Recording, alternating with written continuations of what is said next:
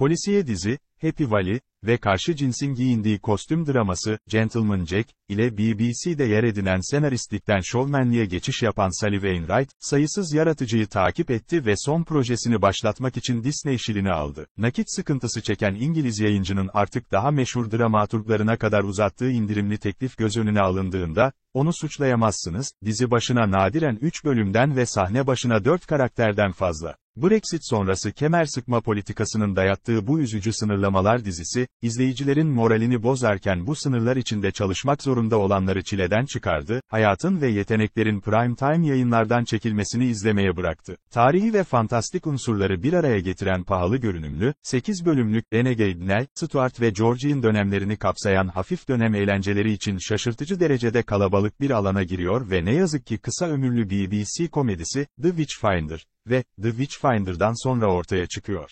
Apple TV Plus'ın yakın zamanda yayınlanan, Dick Turpin'in tamamen uydurulmuş maceraları, her ikisinden de çok daha az agresif bir şekilde aptal olmasına rağmen, Renegade Nell, Wainwright'ın geçmiş ücretinden belirgin şekilde daha genç.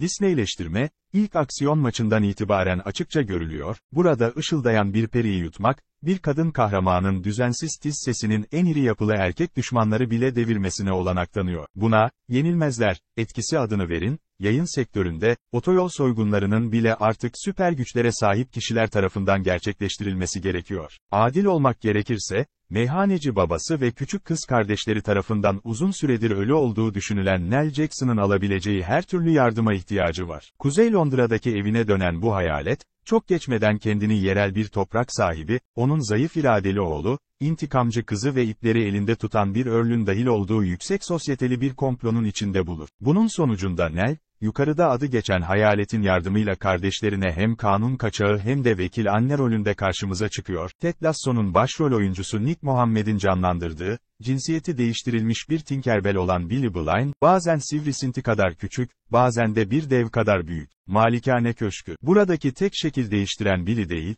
kaçarken, işçi sınıfından Nell'in bir sosyete güzeli, bir İskoç kontesi ve bir hapishane testeresi kimliğini üstlendiği görülüyor. Bu, Harland'ın tarzının çift cinsiyetli bir hal aldığı ve gösterinin, beyefendi Jack'e benzemeye başladığı birkaç noktadan biri. Çocuklar için, PG-13 sertifikasıyla, Renegade Nell, yalnızca dönem draması ve süper kahraman diyarındaki son gelişmeleri değil, aynı zamanda yeni Disney destekli, Doctor Who, You ve House of Cards'ın saray entrikalarını da metabolize ederek bir bukalemun olduğunu kanıtlıyor. Ve, taht oyunları, her fırsatta, gelişmeler kayda değer bir ustalıkla desteklenmektedir. Tom Peay'in kostümü, İngiliz film ve TV endüstrisinin artık uykusunda yapabileceğini düşündüğünüz dokuya ve çeşitliliğe sahip, ancak her iki durumda da uzun geceler içermesi gerekiyor. Görüntü yönetmenleri Ollie Russell ve Catherine Goldschmidt Oxfordshire'daki yemyeşil mekanlara yaslanarak her çekimde bir Constable manzarası oluştururken, yapım tasarımcısı Anna Pritchard Nell ve takipçileri için hem gölgeli geçitler hem de Marie Antoinette benzeri parlak salonlar inşa ediyor. Hızla geçin.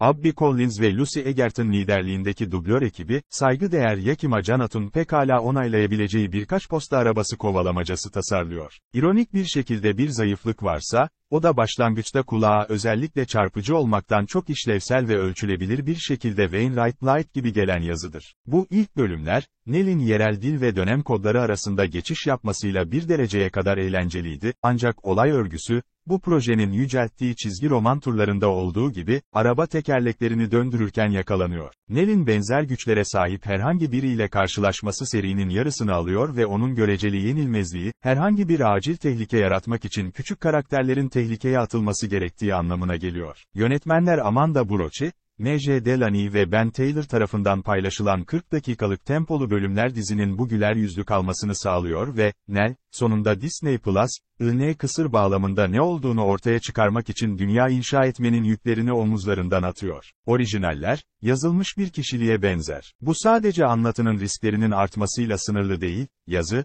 İngiltere'nin damalı mirasını ve miras alınan sınıf önyargılarını daha dikkatli bir şekilde araştırmaya başlıyor ve sondan bir önceki bölümü açan müzikal numaraya gelindiğinde, gösteri kendi kendine özgü yolunu izliyor gibi görünüyor. Oyuncular dönem sonu havasını hızla yakalıyor ve onunla koşuyor. taşıyorlar. Daha önce Channel 4'te ve Netflix'in sevilen dizisi, Derry Girls'te görülen Harland, sert kenarlar ve keskin açılardan oluşan bir cephaneliği suçlayıcı bir parmak gibi bir burun, şiddetli dirsekler ve zımpara gibi bir camden aksanı silah haline getiriyor ve bu ilk esneme hareketlerini sert bir fiziksellikle birlikte taşıyor. Makyavelist kötü adam olarak Lester, bu tür gösterilere tipik olarak yön veren çok sayıda açıklamayı akıllıca yapıyor, Art Malik titrek bir avukat ve yargıç olarak komik, Jolie Richardson'ın otoriter aristokratı ise bir şekilde Lady Oileria Mogurhangar'a verdiği faturanın hakkını veriyor. Eğer dizi, Nell'in göz için yarışacağı sayısız Marvel ve Star Wars yan ürünlerinin yumuşak ve birbiriyle değiştirilebilir havasından kaçıyorsa, bu, Nell'in yaptığı gibi,